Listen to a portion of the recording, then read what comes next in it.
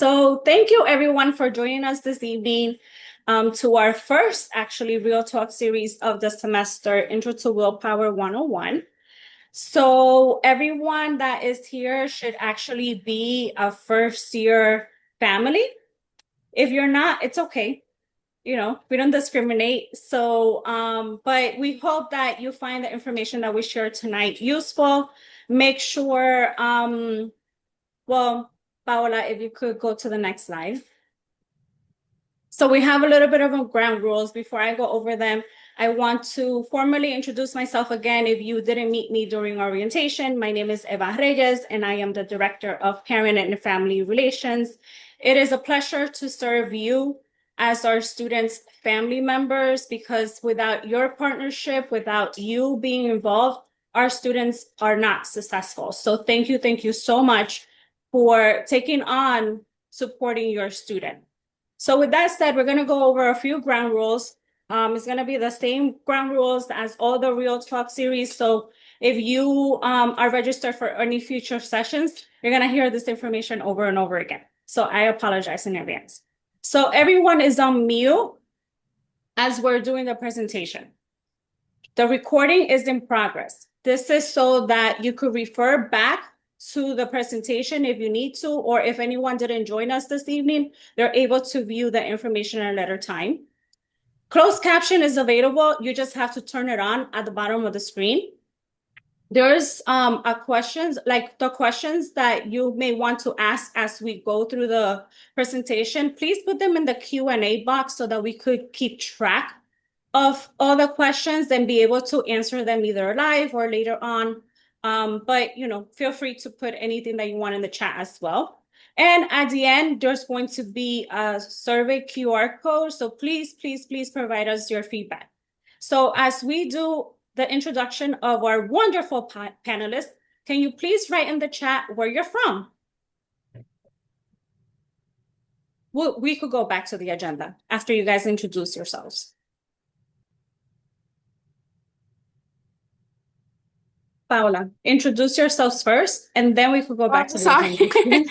Apologies. My name is Paula Chaparro. I am an academic advisor at William Paterson University, and I'm just excited to be here tonight. I look forward to providing you with information that's going to be useful for you and your student.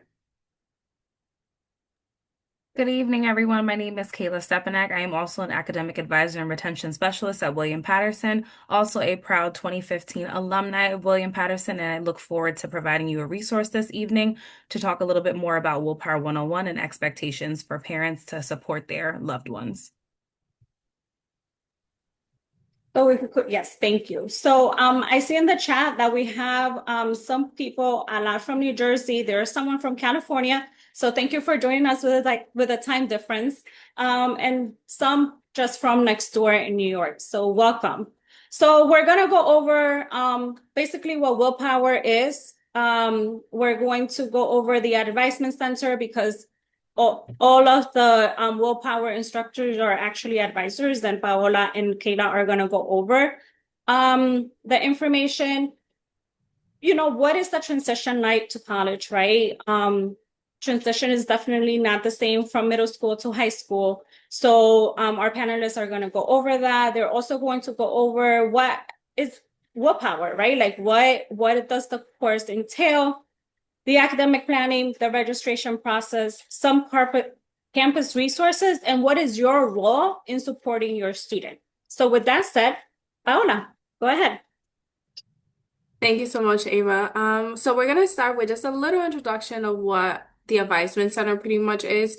So think of the Advisement Center as being your first kind of stop for the student. So this is the place, for example, that a student is going to have an advisor that's going to work with them all the way until they graduate the university. At this point, we work essentially with all the majors except for if a student is doing music, and a BFA, which is a Bachelor's in Fine Arts, but all of the other majors, we do have specific advisors that work with them, and we are essentially trained in all the majors that we do offer at the university. Their goal essentially is to be able to provide students with kind of tips and tricks for them to be able to be successful, make sure that they get to graduation within the 4-year time frame, if possible, as well as to make sure that they're getting acclimated to the university and that they're growing not only as students but as people. So they're always going to have, like I said, that one person they work with. However, we do have a large staff. So, for example, they could always connect with other advisors as well, because at the end of the day, we're there to make sure that everyone is able to feel acclimated and feel supported. So we're going to have as many people working with them as possible.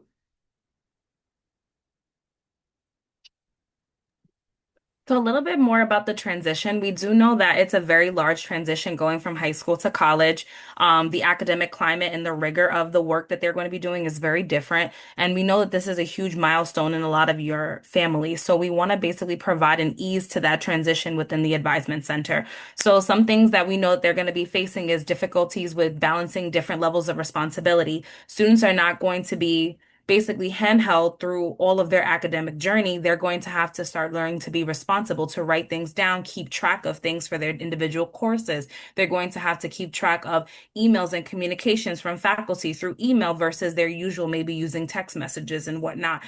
They're also going to have to navigate different academic expectations per course that they are enrolled in. So every single course may have a different set of rules and regulations and grading policy, and it's up to the student to basically meet those standards for each of their individual courses and know the differences in between.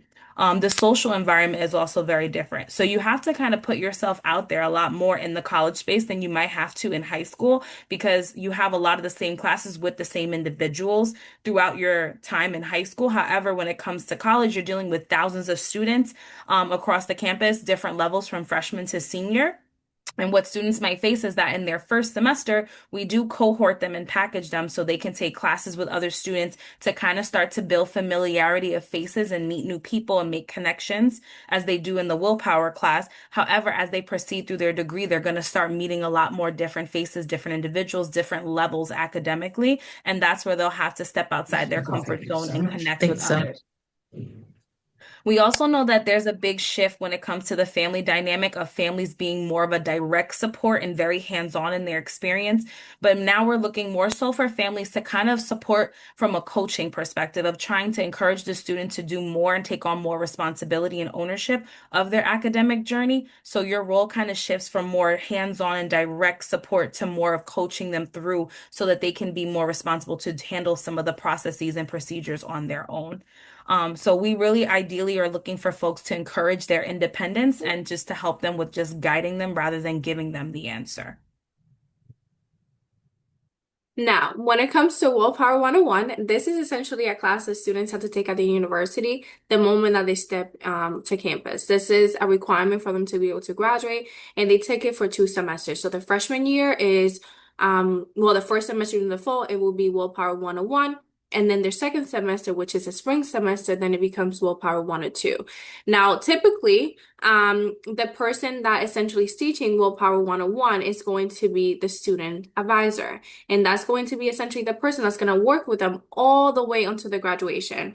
So by having them in the classroom, essentially, there's a few key areas that we focus on.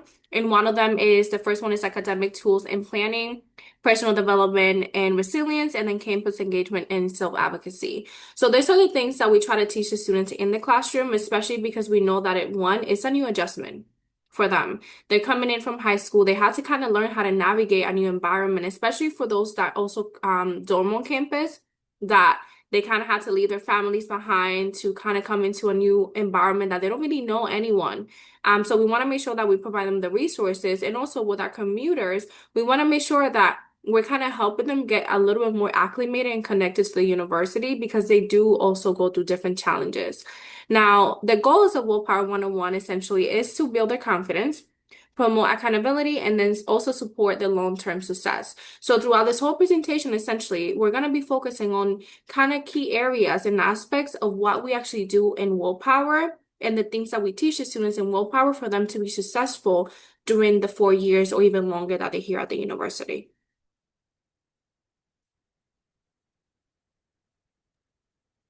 Some academic planning tools that we utilize through the Academic Advisement Center as well as within the Will.Power course are the following. So the first one will be the WP Connect student portal. This is our university-wide portal that all students have access to when they are accepted at the university and they are assigned an 855 number. All students can log in with their login information, which is usually their last name, first initial, and a number if applicable, and the password that they selected. If they haven't changed the password, it typically is their 855 number to start, and then they can gain access to this portal. The second academic planning tool that we use is DegreeWorks. DegreeWorks is a degree audit system that tracks completed courses, courses in progress, and courses that are needed to be completed. And it also will outline for a student their entire degree of what is expected for them to graduate from beginning to end, as well as credits and applicable information. So all of that would be located and able for them to track for their majors, their minors, and their certificates, if applicable, based on the student's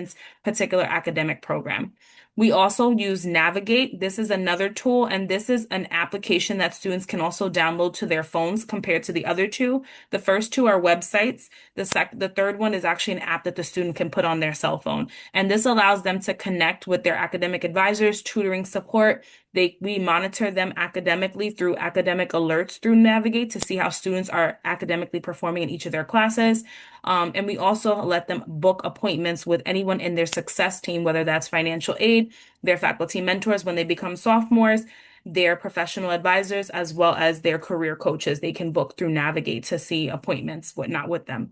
And then we encourage students to check these different items regularly just to maintain some sort of familiarity with how they're doing academically at the university. If they're constantly checking and logging in, they'll be able to see how they're progressing. Their grades will be inputted. They'll be able to see how they're completing their credits as they complete each and every semester, whether or not they're on Dean's List, if they're applicable. And then in addition, they'll be able to see any changes to their degree programs as they proceed through their degree. It's very important for them to ask for help to understand these different tools. In the class, we do go over them extensively, but we do offer one-on-one sessions if students need more of a one-on-one assist to kind of explain what the expectations are from 0 credits up to 120 to get to graduation. We also advise them to bring questions to advising meetings. A lot of times students are afraid to ask the questions that they think might not be a smart question, or they might be a stupid question. And we always tell them that there are no stupid questions. It's better to ask rather than not to, because these tools are going to be the ones that they're going to use for their entire time at the university. So it's important that they develop a sense of proficiency with these tools so that they're able to navigate through without too much assistance as they get close to graduation. Ideally, we want them to be able to operate them basically autonomously by themselves. So as parents, essentially, we wanted to make sure that you all kind of get a little bit of an overview of what the different systems kind of look like, because I know that as parents, you might want to be a little bit hands-on with the student, of course, allowing them to have the independence of using the tools, but also to kind of understand on your end if they have any questions or you might want to support them of what you could do to support them. So this first one that we're going to show is going to be DegreeWorks. And like we mentioned before, this is essentially the tools to kind of keep track of the academics. Information blocks. This video is an introduction to your DegreeWorks degree audit. You are encouraged to use this degree audit as a guide when planning your progress towards degree completion. When you are logged into WP Connect, in the Students tab, locate the DegreeWorks link under My Degree, or by using the search function. In the new tab that opens, you will see your DegreeWorks degree audit. At the top of the page, you will see a summary of your program information, your advisor's contact information, current GPA, transfer credit information, graduation status, any holds active on your account, and your placement test scores. In the upper right-hand corner, you could also select to view GPA calculator and class history. Next, you will see degree progress information. The requirements percentage and the credits percentage differentiate between progress towards degree requirements and the overall credit requirement. Please keep in mind that any credits in progress are already included in this calculation. As you scroll down, there will be a series of collapsible information blocks, each listing different degree requirements.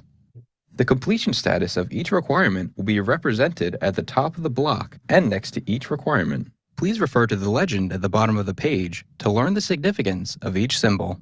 The first block shows an overview of your program and university requirements, including University Core Curriculum, also known as UCC, your major, applicable minor, and world language requirements. Please remember that although some courses may apply to several requirement areas within your audit, each course is only counted once towards your overall credit total. The next several blocks break down your UCCs and writing and technology intensive requirements. Each requirement includes hyperlinks with the most current semester course options for that area. However, you should always discuss course options with your academic advisor prior to registration.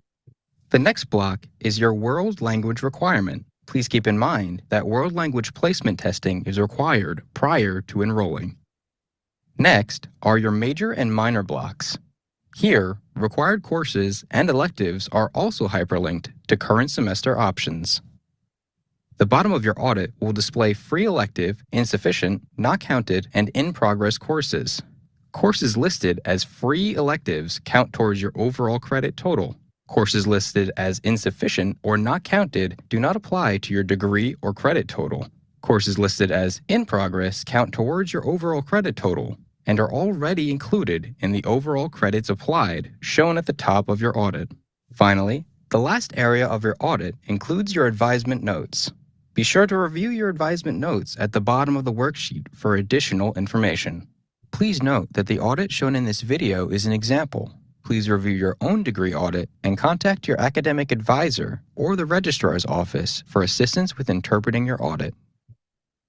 So essentially, when it comes to degree works, one of the key things that we always kind of emphasize to the student is that we know that it could be overwhelming kind of looking at the information because it looks like a lot.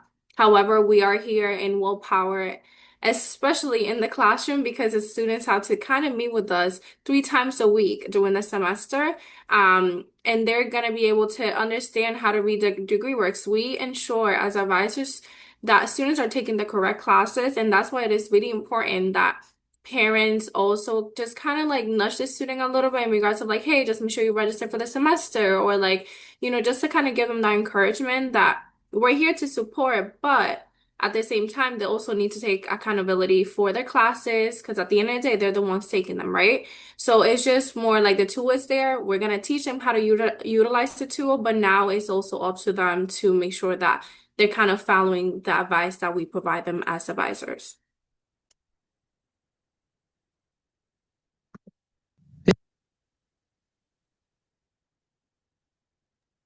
The next slide that we're gonna cover for you is an overview of the WP Connect student portal that we mentioned, which I call like the portal of everything. So a lot of important forms and locations that students are going to be pointed to are going to be here. So this is definitely a great tool for you to be familiar with. This video is an overview for the WP Connect portal. In WP Connect, navigate using the menu tabs to access relevant information and different links to William Paterson services. If you have trouble finding a service, begin typing in the search box here. Relevant results will arrange themselves in categories below. When you click the eye next to a service link, you can see relevant contact information as well as links to additional resources such as web pages and help videos. You can access email or Blackboard, leave feedback, and access apps using these menu icons. Clicking My Profile in the User drop-down menu will reveal a list of links that will let you change your personal information. All of your notifications can be seen by clicking this link in the drop-down menu. If you have any questions or need assistance, please contact the help desk. This portal includes a lot of relevant information as far as the Pioneer Life portal, which is an engagement portal. We also utilize it for uploading your immunization records, which is something that everyone needs to do to transition at the university. You can find your billing information, financial aid information, register your car on campus, and a lot of the additional forms. A lot of parents tend to ask for like the 1098 tax form or an enrollment form for proof of enrollment. All of those different documentations and forms can be located on this profile. In addition to comment on the previous statement about personal information, it is very important for students to constantly have the right addresses and phone numbers on file for them, as we use those communications through other tools like Navigate to communicate with our students. So it is important that students have those informations up to date, as well as when they graduate, their diplomas get mailed to the address on file. We've had situations where students' addresses do change and they don't update it, and then it might go to the wrong address. So it is important as you go through your 4-year time, if there is a change to any of your personal information and record, that that is up to date and that the number on file is to the student directly. And then the last is for Navigate, as we mentioned before. This is something that we recommend for the moment that the student kind of steps on campus during orientation. This is something that we emphasize to them in regards to making sure that they download and Navigate, because this is one of the most important tools at the university in regards of making sure that the student is also able to view their schedule, find their success team, because they do have different success teams depending on what the needs of the student are. For example, on Navigate, they're going to be able to find their advisor, academic coach, all of the professors, email and information is also going to be there, as well as, for example, if they dorm on campus, if they do, or if they are getting any accommodations, those people will be part of their success team. So that is one of the easiest way that the student is able to connect with certain individuals on campus. As well as students are, when it comes to their first semester and even second semester at William Paterson, they are required to meet with their advisor twice per semester, and the only way that they're going to be able to schedule an appointment is through Navigate. So this is why we emphasize for them to download, especially when we are in the classroom in Will.Power, because otherwise they're not going to be able to meet with us. If the student, of course, needs support, kind of scheduling that appointment, we help them to schedule it, but this is something that we need them to learn how to do, because it's going to help them in future semesters to come. As well as they're going to be able to explore majors, career choices. They could connect with different resources, such as tutoring, appointments. They can make them through also the Navigate account, as well as stay on top of payments, registration deadlines, and also track and resolve any financial holes that they may have. That is really important because, as you may know, and if you do not know, it is okay. If a student has a hole on their account, that might prevent them from registering for the following semester, and that's something that we're going to be discussing later on, but it is important for them to be on top of pretty much their academics. So every single student, when they decide on what major that they choose, we come up with an academic degree plan based on the major that they select or any additional minors and certificates that they might pair. So every student, in order to graduate and earn their degree, needs to earn 120 minimum credits in order to graduate. Of course, depending on the major, BFA majors, it's 129, but everybody else is 120. Their major is declared, and then the optional minors and certificates get added on essentially based on need of a student needing to fulfill and meet that 120 requirement. Your major does not necessarily equal the number of credits you need to graduate, and I know sometimes that can be a little confusing. So we do have general education courses, your major courses, they get added together, and whatever the difference between those two and your 120 credit requirement is the gap of credits that we're trying to fill to complete their degree. And that is where the minors and the certificates come into play, because it allows a student to diversify their resume and their academic journey, because now they can add on these additional certifications and specialties that they can use when they're applying for jobs in the future. We also sometimes have students that choose to just take free electives when there's gaps in credit to get to their 120 credit requirement. However, we usually try to encourage a student that if they have a minimum of 12 credits required remaining in their degree programs, that they potentially explore minors or certificates as an option to add an extra specialty onto their degree. Also, most courses typically on average when it comes to credits are between 3 and 4 credits. So ideally the science courses tend to be on the 4 credit side, and any of the other courses are be 3. Only if you're a music major, typically do you see a lot of 1 credited courses, and some specific courses in sports medicine, there might be a 1 credit, but on average, all of our courses are 3 credits. In order to be a full-time student at the university, especially for financial aid purposes, all students need to have between 12 to 18 credits to be in good academic financial aid standing of being full-time. Students also need to averagely earn about 15 credits per semester when you do the math over the course of 4 years, 15 by 2 being 30, 30 by 4 being 120 to graduate on time in 4 years. Therefore, if you have a student that tested into and took a placement test and they tested into foundations of math or college reading, more than likely your loved one might only have 12 credits this semester. And that's okay. What that tells us is that at some point the student would need to make up the missing 3 minimum extra credits that should have on their schedule. We don't add that extra course because then that student might be enrolled in 8 or 9 classes, and we don't want to overwhelm the student. So typically we'll add the class into a later semester to play catch up in a later semester. But it's important to be mindful that they might potentially be 3 credits that they need to catch up in the future. But advisors typically work with students every single semester through our one-on-one sessions to work on balancing out their workloads based on their other obligations as well on campus. Some students might be athletes, some students might work full-time or part-time jobs. So we try to give them a workload that works for them. Some students, they can only manage 12 credits a semester because it might be a too heavy workload to do 15 or 18 credits. So we do tell students to take advantage of winter courses and summer courses as a way to balance out the workload of the credit amounts, as well as to catch up on credit if needed in those situations where a student might only have 12 credits in one particular semester because they're trying to catch up with foundational courses. Now, when it comes to essentially the academic focus and standing, there's a few things that we have to keep in mind. So the first thing is when it comes to each major, right? A student has to choose a major in order to be able to graduate. That's the priority at the beginning. And they have to kind of figure out what they're interested in. We have students, for example, that come in with a major, and we have students that are trying to figure it out. So we call them exploratory students.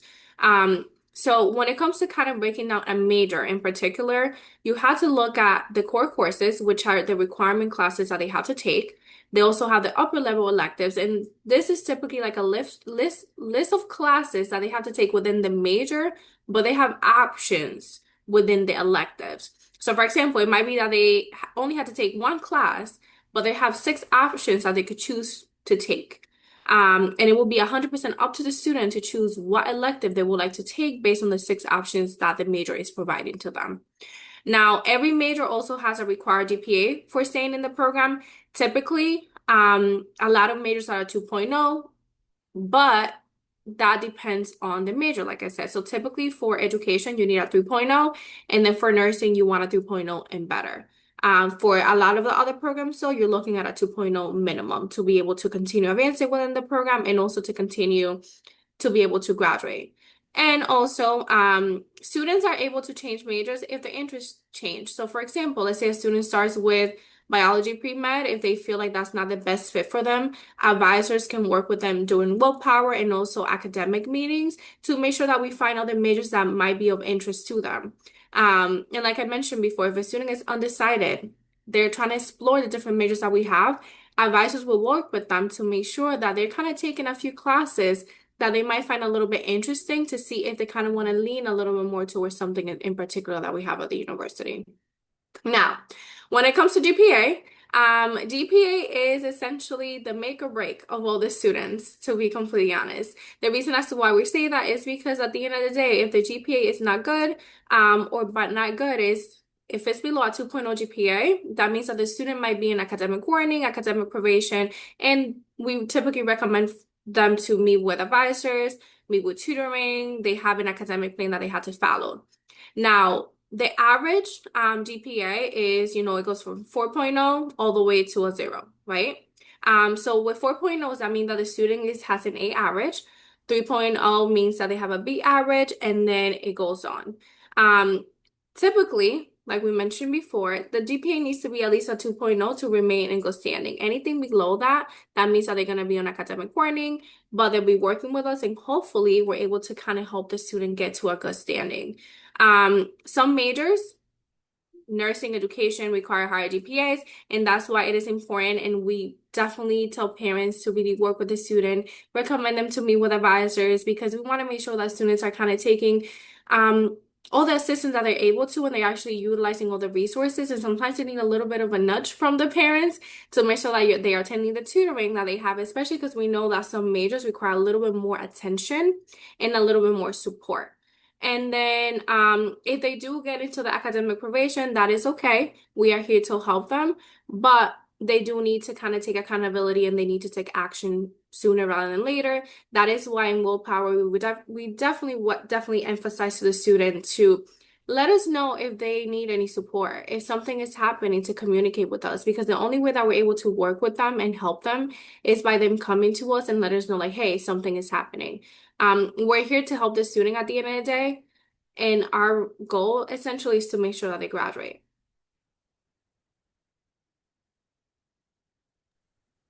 So a little bit about registration. So typically the model for registration is that we do registration in the middle of the previous semester to the one that's to come. So right now we're actually gearing up to get close to registration for the spring. So ideally freshman students are going to be registering in either late October or early November, depending on how many credits they've earned.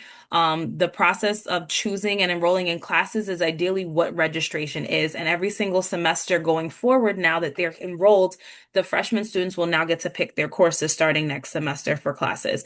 So now they're going to be meeting with us through the Will.Power class to discuss what classes based on degree works they need to complete and what classes we recommend based on sequence. So there are recommended sequences that the advisors will recommend. We do highly encourage students to follow and maintain these sequences that we discuss, because these sequences can make or break whether a student is on track on sequence to graduate. Some courses require certain classes to be completed prior to another course, which is called a prerequisite course. That is a class that allows you an entryway into the next course in a sequence. So essentially, the student would want to follow the sequence that we provide.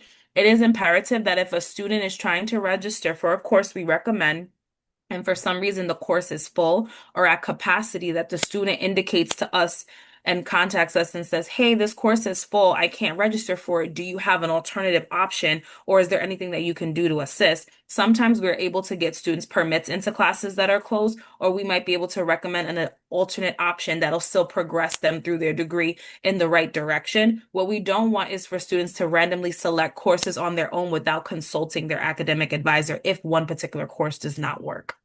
In addition to that, we also have students register through the WP Connect portal. So their registration will be there. We will help them identify when their date is to register, and then they'll be able to register with us. We'll register online from home on their computers using a PIN number that is assigned to them individually. This PIN number is rotated between the two different semesters throughout the year. So you get a PIN for fall and winter session and a PIN for spring and summer session. So when we give you the PIN number that's coming up for the spring semester, you can also use that to register for summer classes if a student is interested in getting ahead or playing catch up with credit in that situation.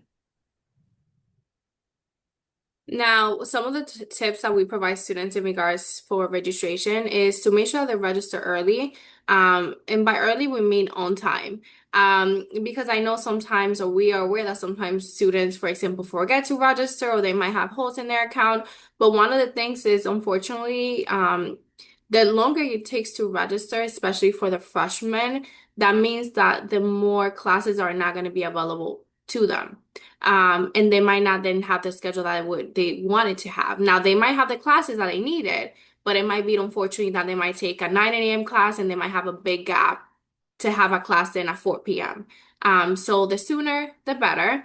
They also need to be aware of the registration day, and that's why we work with this during Will.Power, and we make sure that student 1 has the courses, 2 has the PIN number, and 3 notes when it is time for them to register. So when the moment registration opens up, the only thing that they essentially need to do is go in the system and add the classes. During Will.Power, we make sure to be able to have students kind of create their own schedules. And actually, we typically have them create 2 schedules because one is a backup just in case the first one doesn't work out. We want to make sure that the registration process is as easy as possible because we know that it could be stressful. And that is why we, for the most part, take advantage if registration falls during the Will.Power date. to have them register in the classroom. But if it doesn't, we want to make sure to provide them with the tools necessary for them to be able to do it from home or from wherever they are in the moment. Some of the issues that we recommend for students to watch essentially are the holes in their account. So for example, if they have any financial holes, immunizations, anything like that, they really need to be paying attention because typically the holes are put into their account a few weeks even before they register. So they should definitely start working on those. Another thing is make sure that they have the prerequisites. If advisor is providing the student with the course recommendations, we have already done the due diligence to make sure that they are taking the right classes. However, if a student wants to take a class that has not been given by the advisor, at that point, they just need to make sure that one, is not going to impact the sequence, and two, that they actually have the prerequisites needed to take the class. Now, if the class is full, as my colleague Kayla mentioned, they essentially could email the advisor. Another thing that they could do is also waitlist for the class. However, the waitlist doesn't mean that they're actually going to get in the class. It just means that there is potential, but only if a student withdraws from the course or drops the course from the system. And then last but not least is forgetting to register. I always recommend students to kind of add a reminder on their phones just to make sure they have an alarm or something to remind them that, hey, registration is opening up, just be ready. Typically, registration opens up at midnight the night. So I would say if you're awake at the time, make sure that you open up your registration and you register. If you're not, it is completely okay, but just make sure that the next morning, the moment that you're up, to make sure that you register for your classes. A little bit more detail about how families can support during registration. So it's really important to really provide a lot of reminders to the students and pushing that they schedule appointments with us, because the way they're going to get support is also not just in the willpower class with advising, but if they need like more hands-on support where they need to like have us actually help walk them through registration, they can actually come in, and we do have lab time that we do offer in our office in the basement level of the advisement center, and they can actually register live. And a lot of us tend to use a Friday lab session to have students come the week of registration and register with us if they're having trouble at home. We do encourage students, if they want one-on-one appointments, that they can also book those through Navigate. And I think another additional really big key thing is making sure they're prepared before the day of registration. So the last thing that a student wants to do is go into their registration day not having that draft of schedules that Paola was referring to, because then you're kind of frantic and trying to pick whatever you can find, and you're not necessarily having a cohesive schedule. And ideally, students tend to like to have as much of a cohesive schedule as possible. Because a lot of times what happens is that registration, I will say, opens at midnight.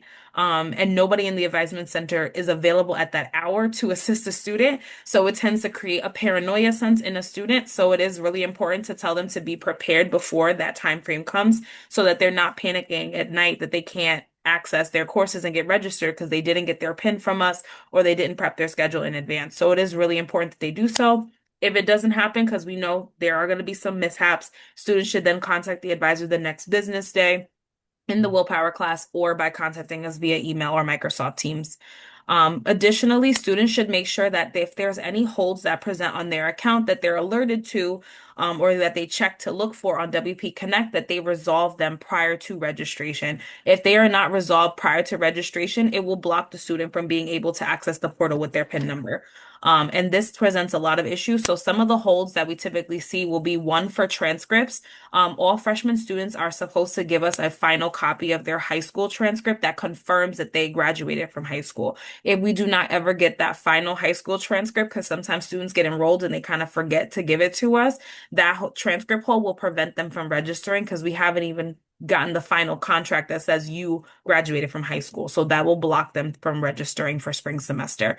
In addition, another common one tends to be billing hold. So if a parent or guardian or student falls off with their tip plan or payment plan, or they didn't settle their bill at all at the campus, they will actually put a billing hold on the account. And that also, without resolution, will also freeze a student from registering.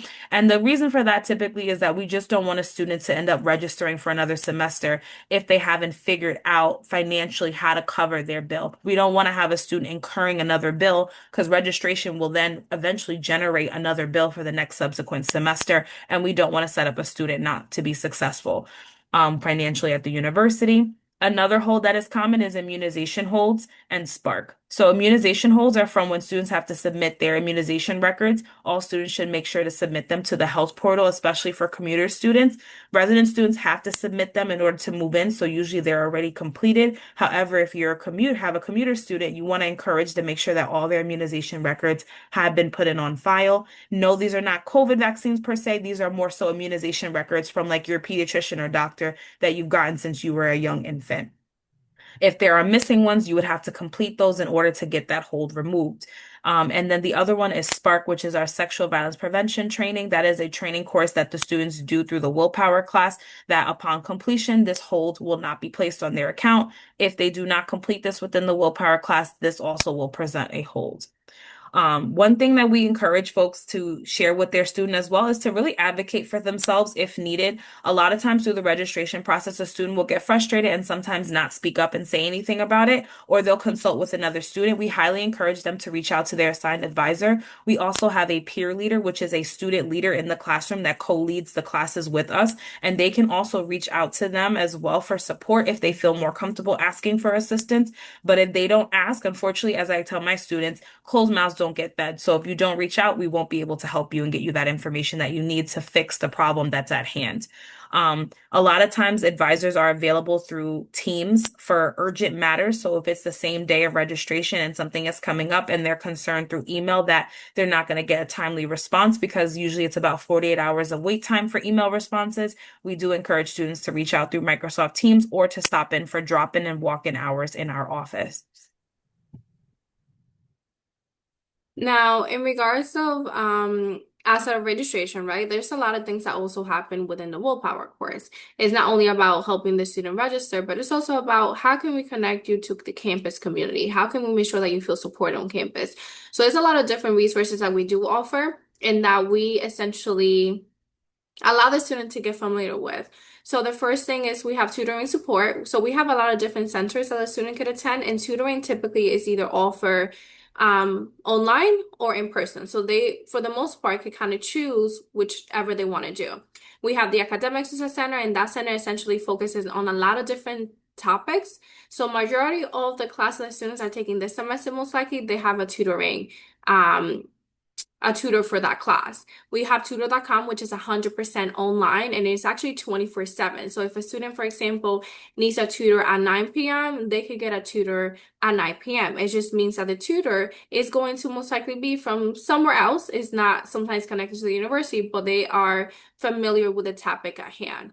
We also have the Science Enrichment Center, which focuses on science classes, the writing center that students could attend, and typically students are mandated and required to attend the writing center, especially their freshman year if they're taking any English courses. So it will be college writing, for example. And then also the students have office hours for faculty. So every professor has their office hours, and students can find this information on their syllabus. So we really encourage students to be able to attend the office hours with their professors so they could actually ask any questions or receive any assistance that they may need help with. When it comes to billings, we are also aware that billing sometimes is kind of like one of the things that students kind of get the most concerned about in regards to being at the university. So we make sure in Will.Power and even during our one-on-one meetings that students are kind of aware where to go to if they need support or if they have any questions. So we have the Student Enrollment Services Office that helps students with billing. We have the financial aid, and a student actually has a designated financial aid counselor, and that person can help them with loan packages, verification, HISA, and other factors from their financial aid. And they can find this person through their DegreeWorks and also WP Connect account. And we have student accounts, which is collections. And lastly, we have some student services that we discuss with, of course, the students. We have Residence Life, which is housing. We have the Accessibility Resource Center. So if a student, for example, had a 501 plan or an IEP during high school, they definitely need to, they should, right? Bring the documentation and then provide it to the Accessibility Resource Center, and they have to submit an application through the portal. We also have the Campus Activity Service and Leadership Pioneer Life portal. And this essentially is where students are going to be able to find all of the campus activities, clubs, organizations on campus. So during Willpower, one of the things that we definitely emphasize is for students to be able to kind of get acclimated to the university and also to take part of different activities. So within our syllabus, the students are required to attend different programs such as Greek fair, career fair, the club fair. So there's a lot of different programs that students are going to be able to attend to see if they find something that they're interested in on campus, because we do understand that even though we want them to be great students, we also want them to grow as people at the same time, and we want them to make connections. So these are amazing ways for them to be able to get connected by attending different events that are happening. The Pioneer Life portal, they can find it on the WP Connect account. They could just type in Pioneer Life at the top, and it should come up for them, and they could click on it, and they're going to be able to see all of the events that are happening on campus. And then we have the Counseling Health and Wellness Center, and this is also completely free for students that they could utilize as well. The students are provided, by the way, with a list of resources during the Will.Power 101 class as well, of all of this information.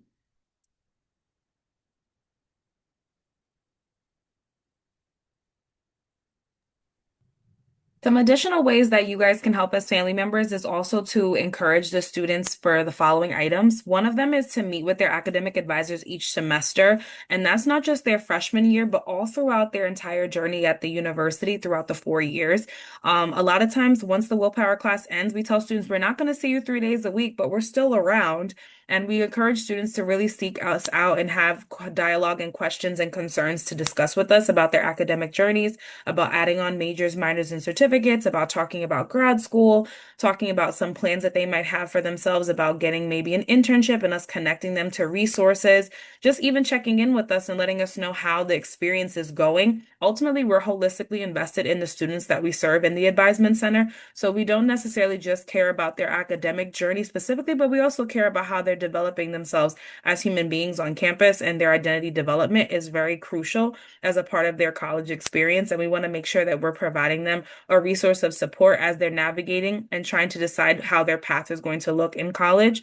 In addition, talking to faculty outside of class.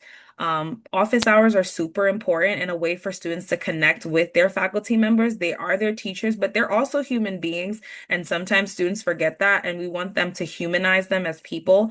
They're very resourceful. They come from the fields that they teach in and have loads of experience and knowledge to provide. And they also can really give a lot of different mentorship aspects. Eventually, they're going to get a mentor assigned to them that's going to be given by the university. But we do encourage them that if they do find a faculty member that they do enjoy their lectures, to kind of step outside of their comfort zone and say, hey, I'd like to have a dialogue with you about some of the subject matter that we covered in class, maybe pursue research opportunities with that professor, or even just to, seek out mentorship, even if it's not their assigned mentor, because a lot of times these are the same individuals that they might be seeking out to get recommendation letters for graduate school or scholarships in the future. So it's important to build a personal relationship besides the academic one they have in the classroom as well. We do encourage also families to really encourage students to get more involved. We are noticing that students sometimes are a little bit afraid to step out of their comfort zone and just go to a random event or pop into a club and see if they like something. I always tell people to try something first before you write it off. So if you've never been in a club before and you don't know what to expect, that's okay. Just try one out and see what happens. If you go to one and you like it, great. If you go to one and you don't, that's fine. Maybe find another club or activity to participate in. And the best thing is that if you find there's no club that speaks to one of your hobbies or personal interests, you can always create one, which is the beauty of being a part of the campus community, is that this is also your home as well, and students can actually come together with like-minded interests to formulate a club or activity that they want to see on campus as well. You can also assist the students by talking to them about conversational pieces of, asking them when's the last time they've spoken to their advisor, sharing in some of their concerns and listening how the experience is going. So engaging with them how their courses are going, or have they experienced any challenges or struggles. Supporting them with their healthy routines and balance is very important. We do also find that a lot of students do not necessarily always make sure that they're eating properly throughout the day. So ensuring that they're getting well rested, they're eating throughout the day and hydrating and taking care of their personal basic needs in between classes, especially for our commuter students on campus. We do encourage you to just make sure that they are preparing themselves for the day and they have a way to fuel themselves throughout the day. Listening actively without judgment is also a very big piece. A lot of times the students, some of these experiences they're having are brand new for them and they don't know how to navigate. So sometimes they might be questioning and very doubtful or have some fears. We encourage that you guys openly listen and have dialogue and encourage them to come to you with these different challenges that they might have. Talking without judgment allows a safe space for them to come and communicate with you, and it allows you a window into what's going on with them, and that way that you can better support them as a student on campus.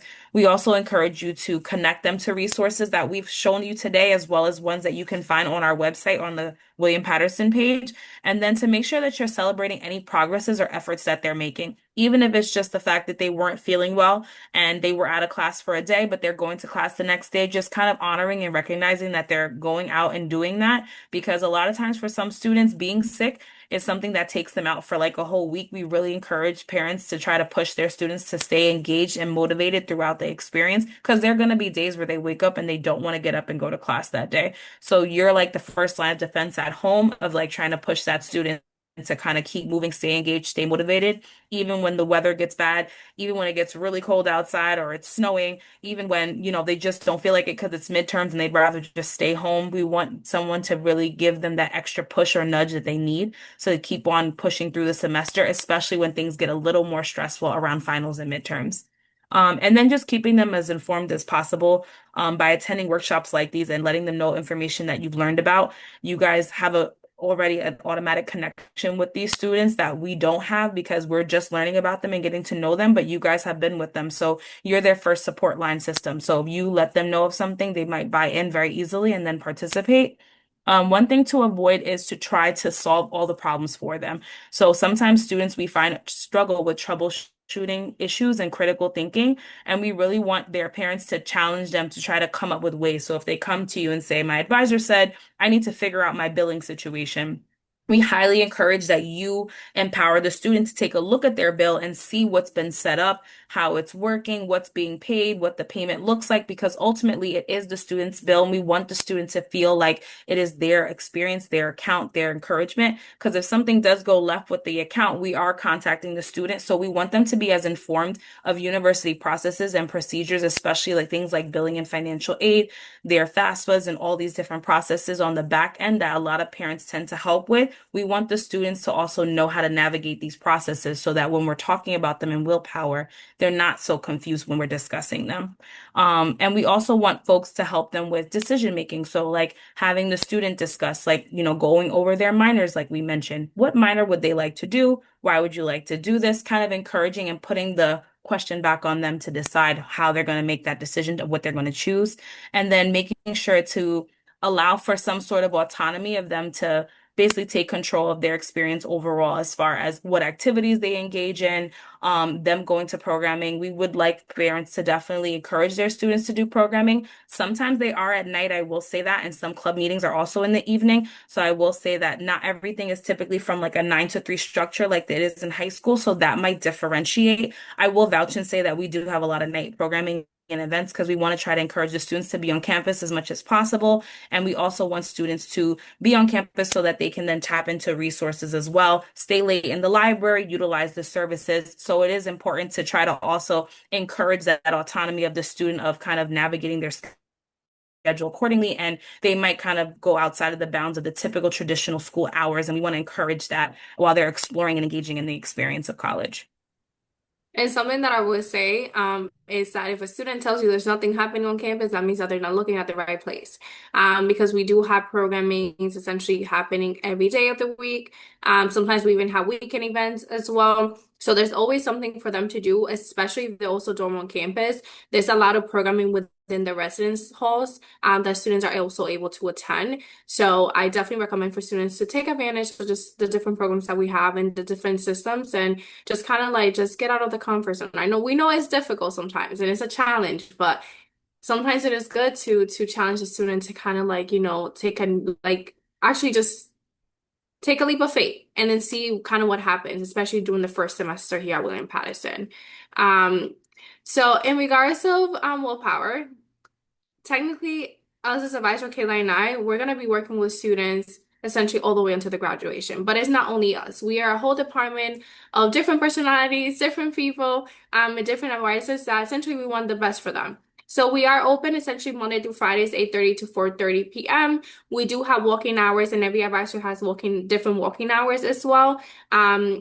If a student needs assistance, the best way to be able to communicate with us essentially is by making an appointment via Navigate. However, they are always able to stop by in person and meet with any of the advisors during the walking hours. So for example, let's say that my walking hours are on Mondays and the student essentially walked in on a Tuesday. At 10 in the morning, there might be another advisor during the walking hours where they can meet with someone else. And that person will provide them also with resources and assistance that they need. They also can email our general inbox if they want to. However, we recommend for them to reach out to the advisor, and that the advisor will definitely respond to them between 24 to 48 hours, the latest.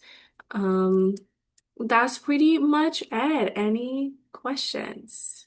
So before we open up the floor for questions, I do have a few comments to some of the things that you guys talked about and presented on. But first, thank you so much for answering the questions as we were going along. There were great questions in the chat. And if you have any, we will leave some time for you guys to ask them. But I wanted to say a few things about the different portals. So although Paola and Kayla showed you all these portals, these are student access portals only. You do not have access to these portals. If a student shares their information with you, then that's up to the student's discretion to do. But I caution you just because there may be a time that the student may lock out, right?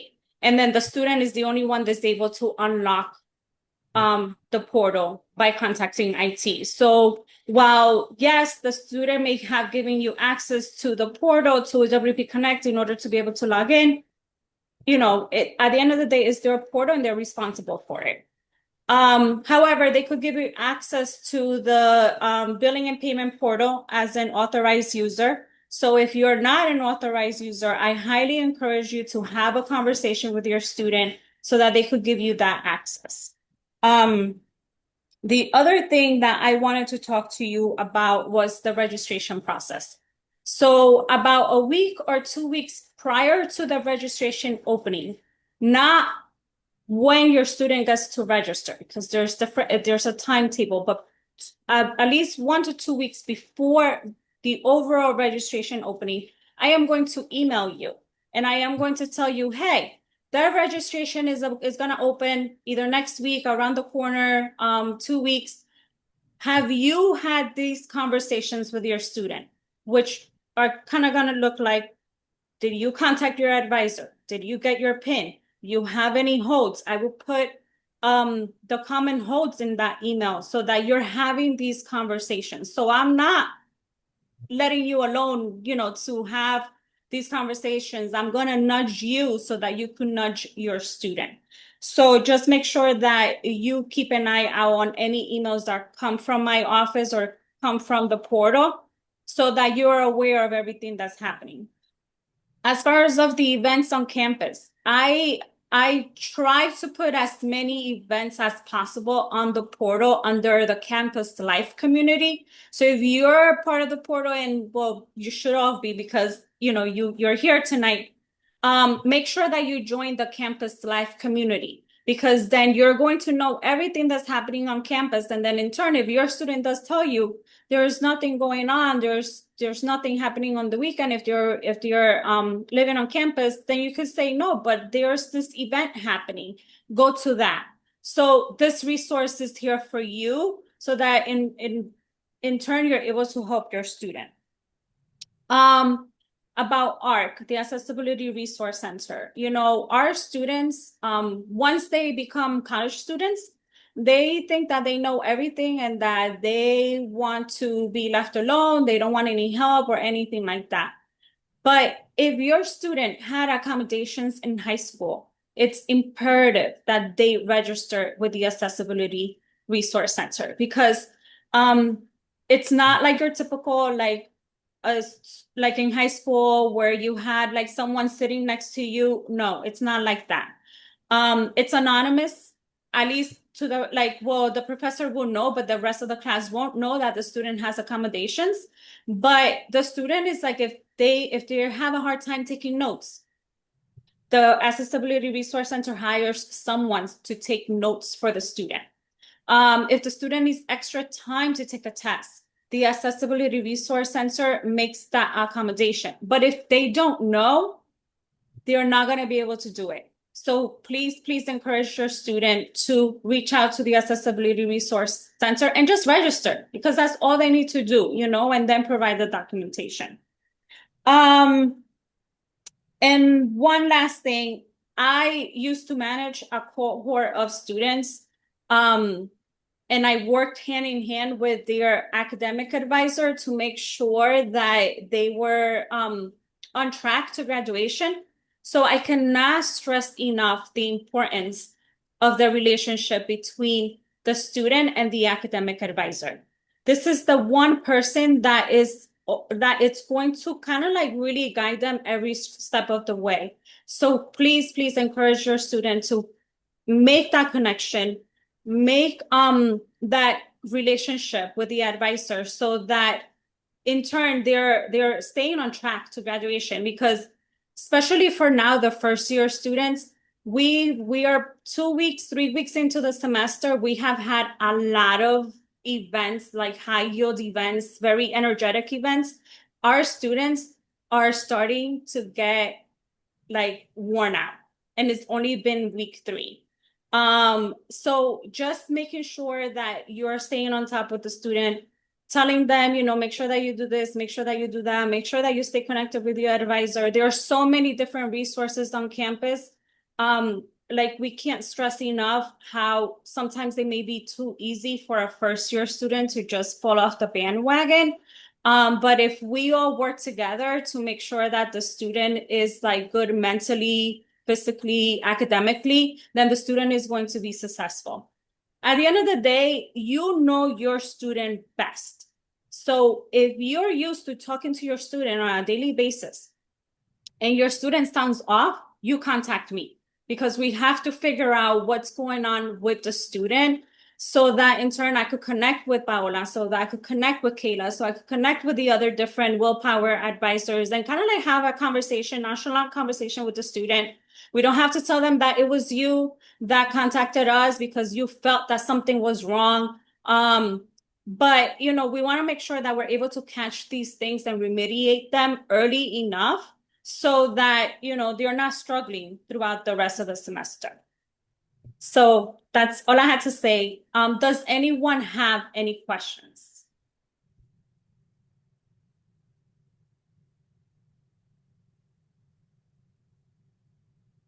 You can feel free to unmute if you want. If not, I think that we were able to go over all the questions that we had in the chat, and also in the Q&A.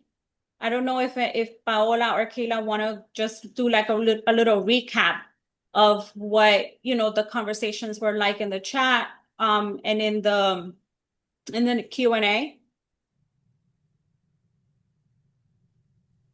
Yes, so I was answering some of the questions in the Q&A. So just so folks are aware, in case you did not see, there were a couple questions. One of them was about whether or not can a student start an MBA program within the time frame before completing their undergrad ahead of time.